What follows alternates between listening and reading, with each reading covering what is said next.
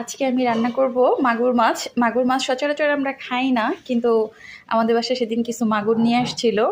তো এটাকে আজকে সরিষা বাটা দিয়ে করবো। আর এগুলো কিন্তু মাগুর মাছের ডিম। তা আজকে আমি এটাকে রান্না করব না, এই ফয়েল দিয়ে। আমি যদিও এটাকে সরিষার তেল দিয়ে অনেক তেল দিয়ে ম্যারিনেট করছি, তার একটু তেল দিয়ে দিলাম।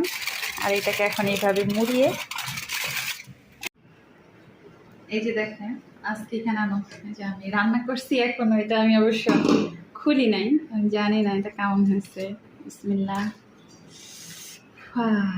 গরম খুব খুব খুব, নিচে মনে একটু বেশি পুড়ে গেছে সম্ভবত।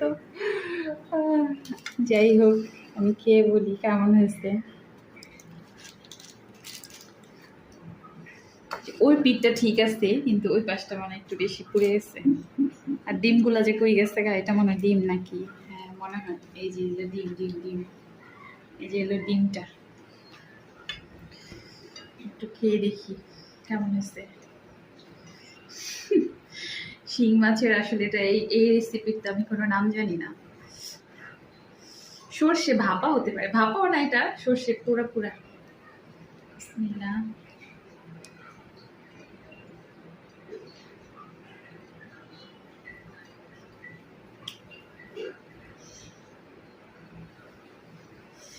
সত্যি কথা বলি,